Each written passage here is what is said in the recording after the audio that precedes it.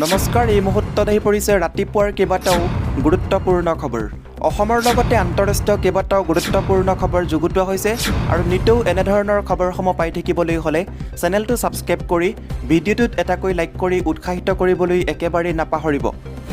দৰ্শকসকল, আজিৰ প্ৰথমটো খবৰে হৈছে এটা ডাঙৰ খবৰ। শিলচৰ অগপ কাৰ্যালয়ত উত্তপ্ত পৰিস্থিতি, ভাঙি লণ্ডভণ্ড কৰিলে কাৰ্যালয়। এই মুহূৰ্তত আহি পৰিছে এটা ডাঙৰ খবৰ। শিলচৰ অগপ কাৰ্যালয়ত প্ৰচণ্ড মাৰপিটৰ ঘটনা সংঘটিত হৈছে। উত্তেজিত অগপ কৰ্মীয়ে ভাঙিলে কাৰ্যালয়, আচবাব ভাঙি লণ্ডভণ্ড কৰে উত্তেজিত লোকে, জ্বলাই দিয়ে বিভিন্ন পোষ্টাৰ আৰু বেনাৰ। প্ৰবীণ কৰ্মীসকলক নতুন কমিটিৰ পৰা বাদ দিয়াৰ অভিযোগ।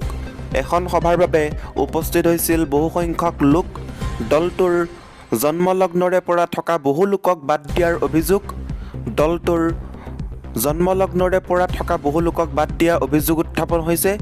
এজন হিন্দু বঙালী লোকক কমিটিত নৰখাৰ অভিযোগ একাংশৰ।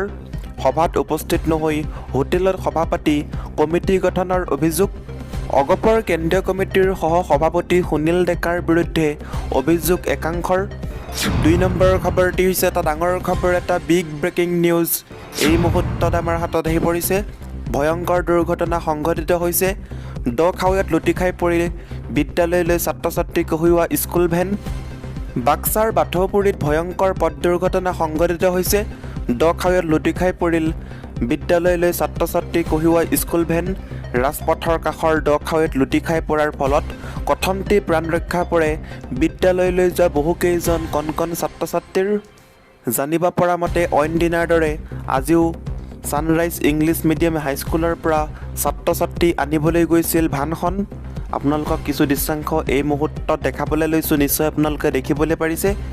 কিন্তু হঠাতে পথৰ পৰা লুটি খাই কাষৰ এটা খাৱৈত বাগৰি পৰে ভেনখন। ঘটনাৰ পিছতে স্থানীয় লোকৰ সহযোগত ছাত্ৰ ছাত্ৰীসকলক উদ্ধাৰ কৰে। ইয়াৰ লগতে দৰ্শকসকল, ৩ নম্বৰ খবৰটি হৈছে এটা ডাঙৰ খবৰ। মেট্ৰিক উত্তীৰ্ণ দৰিদ্ৰ শিক্ষাৰ্থীৰ বাবে বদৰুদ্দিন আজমলৰ হেল্পলাইন নম্বৰ মুকলি কৰা হৈছে। এই মুহূৰ্তত আহি পৰিছে এটা ভাল খবৰ। মেট্ৰিক উত্তীৰ্ণ দৰিদ্ৰ শিক্ষাৰ্থীলৈ ভাল খবৰ দিলে বদৰুদ্দিন আজমলে। নামভৰ্তিৰ বাবে দুখীয়া ছাত্ৰ ছাত্ৰীক আৰ্থিক সহায় আগবঢ়াব বদৰুদ্দিন আজমলে।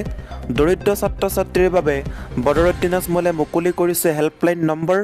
সহায়ৰ প্ৰয়োজন হ'লে যোগাযোগ কৰক 6900010052 নম্বৰত। যিসকল শিক্ষাৰ্থীয়ে ভাল ফলাফল কৰিও নামভৰ্তিৰ সামৰ্থ্য নাই, তেওঁলোকৰ বাবে এই ভাল খবৰ। টুইট কৰি এই ঘোষণা কৰিছে বদৰুদ্দিন আজমলে। মেট্ৰিক উত্তীৰ্ণ দৰিদ্ৰ শিক্ষাৰ্থীলৈ এই মুহূৰ্তত এটা খবৰ দিছে বদৰুদ্দিন আজমলে। নামভৰ্তিৰ বাবে দুখীয়া ছাত্ৰ ছাত্ৰীক আৰ্থিক সহায় আগবঢ়াব বদৰুদ্দিন আজমলে। ইয়াৰ লগতে দৰ্শকসকল, ৪ নম্বৰ খবৰটি হৈছে এটা ডাঙৰ খবৰ। সুৰাপায়ীৰ স্বাস্থ্যৰ কথা চিন্তা কৰিয়েই বৃদ্ধি কৰা হৈছে সুৰাৰ দাম। পৰিমল শুক্লবৈদ্যৰ মন্তব্য। সুৰাৰ দাম বৃদ্ধি হ'লে মানুহে কমকৈ মদ্যপান কৰিব আৰু তেওঁলোকৰ স্বাস্থ্য ভাল হ'ব। অসমত সুৰাৰ দাম বৃদ্ধিৰ সন্দৰ্ভত এই মন্তব্য কৰে ৰাজ্যৰ আবকাৰী মন্ত্ৰী পৰিমল শুক্লবৈদ্যই। উল্লেখ্য যে অহা 15 জুনৰ পৰা ৰাজ্যত কেইটামান নিৰ্বাচিত ব্ৰেণ্ডৰ ভাৰতত নিৰ্মিত বিদেশী সুৰাৰ দাম বৃদ্ধি কৰা হ'ব বুলি আবকাৰী বিভাগে 2 জুনত এক অধিসূচনা জাৰি কৰিছিল।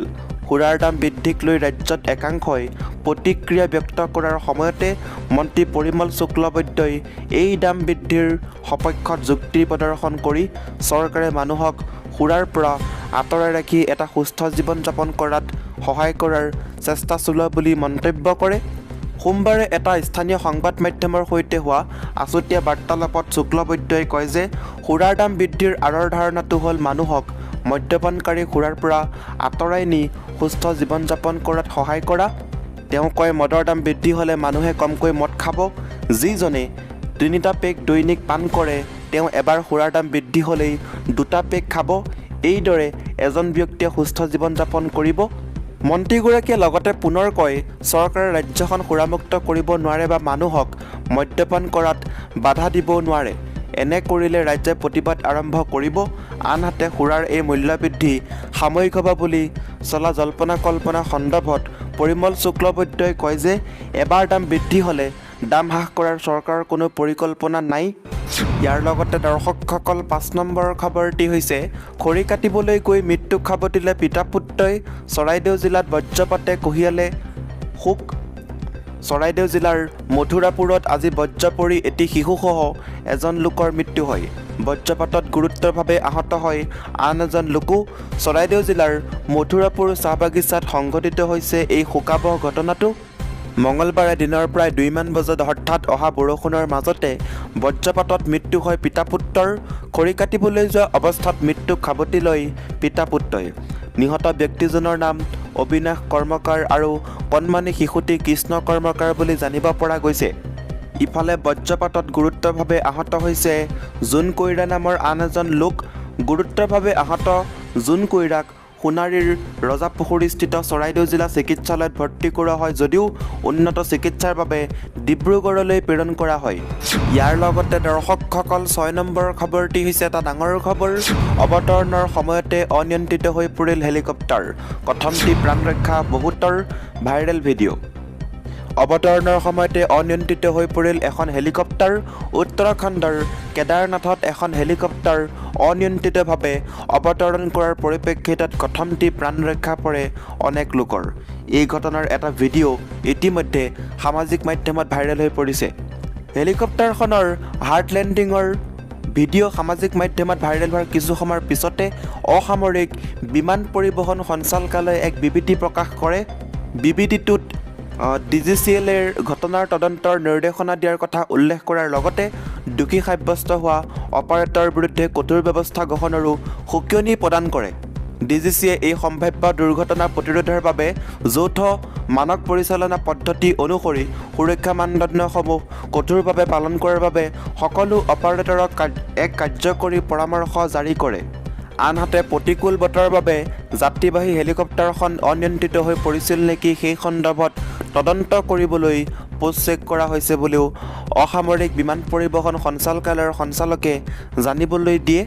ইয়াৰ লগতে দৰ্শকসকল 7 নম্বৰ খবৰটি হৈছে এটা ডাঙৰ খবৰ। মেট্ৰিকৰ ফলাফল যিহেতু যোৱাকালি মেট্ৰিকৰ ফলাফল দিলে সকলোৱে গম পাইছে। আশানুৰূপ ফলাফলত ব্যৰ্থ দুগৰাকী শিক্ষাৰ্থীৰ আত্মহত্যা। এই মুহূৰ্তত আহি পৰিছে এটা ডাঙৰ খবৰ, এটা বিগ ব্ৰেকিং নিউজ। মঙলবাৰে ঘোষণা কৰা হ'ল হাইস্কুল শিক্ষান্ত পৰীক্ষাৰ ফলাফল ঘোষণাৰ পিছতে বিভিন্নজনৰ ঘৰত বৈছে আনন্দৰ বন্যা আৰু আন একাংশৰ ঘৰত উঠিছে কান্দোনৰ ৰোল। পৰীক্ষাৰ ফলাফল বেয়া হোৱাৰ বাবেই দুগৰাকী পৰীক্ষাৰ্থীয়ে আত্মহত্যা কৰাৰ ঘটনা পোহৰলৈ আহিছে। ফলাফল ঘোষণাৰ এদিন পূৰ্বে অৰ্থাৎ সোমবাৰে 6 জুন মঙলদৈৰ এজন 15 বছৰীয়া ছাত্ৰই আত্মহত্যা কৰে। ছাত্ৰজনৰ মৃতদেহৰ ওচৰত এখন ছুইচাইড নোট উদ্ধাৰ হৈছিল, য'ত লিখা আছিল, মা আৰু দেউতা, মই তোমালোকে বিচৰাখিনি দিব নোৱাৰিম, সেয়েহে আপোনালোক দুয়োৰে পৰা ক্ষমা বিচাৰিছোঁ, তোমালোক দুয়ো ভালে থকাটো কামনা কৰিলোঁ, এইবুলি ছুইচাইড নোটখনত সেই ছাত্ৰজনে লিখি থৈছে। সোমবাৰে আত্মহত্যা কৰা 15 বছৰীয়া কিশোৰজনে আজি ঘোষিত অৰ্থাৎ যোৱাকালি ঘোষিত মেট্ৰিক পৰীক্ষাত দ্বিতীয় বিভাগ লাভ কৰি সংস্কৃতত লেটাৰ মাৰ্ক লাভ কৰিছে। ইয়াৰ লগতে তৰণী বৰা আৰু অন্য বৰাৰ পুত্ৰ ৰাহুলে সোমবাৰে দুপৰীয়া 2 বজাত ঘৰত কোনো নথকাৰ সুযোগ লৈ পাকঘৰত চিপ লৈ আত্মহত্যা কৰে। ইফালে আন এটা আত্মহত্যাৰ খবৰ আহিছে মেৰাপানীৰ পৰা। যোৱাকালি ঘোষিত মেট্ৰিক পৰীক্ষাৰ ফলাফল বেয়া হোৱাৰ বাবেই এজন শিক্ষাৰ্থীয়ে আত্মহত্যা কৰে বুলি জানিব পৰা গৈছে। আত্মহত্যা কৰা ছাত্ৰজন চৰাইমাৰীৰ জিতুৰ গাঁও নিবাসী ছবিন চুতীয়া বুলি চিনাক্ত কৰিছে। তেওঁ চৰাইমাৰী হাইস্কুলৰ ছাত্ৰ আছিল। উল্লেখ্য যে যোৱাকালি ঘোষণা কৰা মেট্ৰিক পৰীক্ষাৰ ফলাফলত 4,05,582 গৰাকী শিক্ষাৰ্থীৰ ভিতৰত 2,29,131 গৰাকী শিক্ষাৰ্থীয়ে সফলতাৰে উত্তীৰ্ণ হৈছে। ইয়াৰ লগতে দৰ্শকসকল 9 নম্বৰৰ খবৰটি হৈছে এটা ডাঙৰ খবৰ। পিপি কিট প্ৰসংগত লতাশিল থানাত FIR আপৰ। পিপি কিট প্ৰসংগত গোচৰ তৰিলে আম আদমি পাৰ্টীয়ে। লতাশিল থানাত FIR দিছে আপে মুখ্যমন্ত্ৰী হিমন্ত বিশ্ব শৰ্মাৰ বিৰুদ্ধে। সমগ্ৰ ঘটনাৰ তদন্ত দাবীৰে FIR তৰিলে আম আদমি পাৰ্টীয়ে। এই মুহূৰ্তত আহি পৰিছে এটা ডাঙৰ খবৰ। মুখ্যমন্ত্ৰী হিমন্ত বিশ্ব শৰ্মাকো তদন্ত কৰাৰ দাবী আপ নেতৃত্বৰ।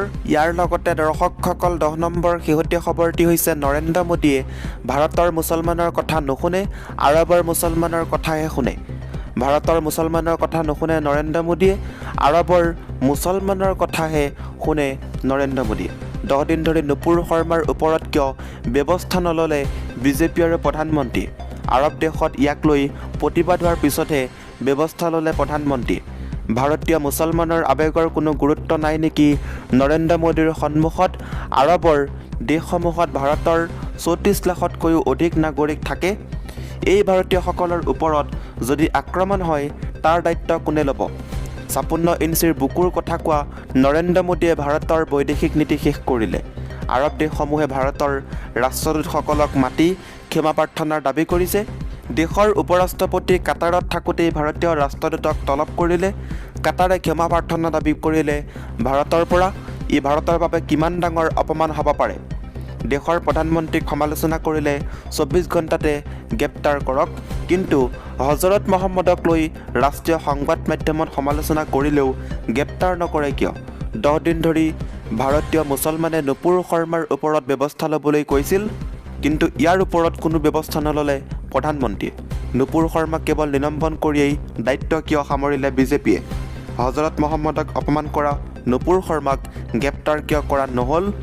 এই বিজেপি আৰু নৰেন্দ্ৰ মোদীৰ বিৰুদ্ধে সৰব হৈ পৰিল আছাদুদ্দিন ওৱেইচি। দৰ্শকসকল, আজিৰ এই ভিডিঅ'টোৰ মাধ্যমেৰে আপোনালোকক বহুকেইটা গুৰুত্বপূৰ্ণ খবৰ দিব চেষ্টা কৰিলোঁ। যদি খবৰকেইটা শুনি ভাল লাগিছে লাইক কৰিব, শ্বেয়াৰ কৰিব, চেনেলটো ছাবস্ক্ৰাইব কৰিবলৈ নাপাহৰিব। এনেকুৱা ধৰণৰ গুৰুত্ব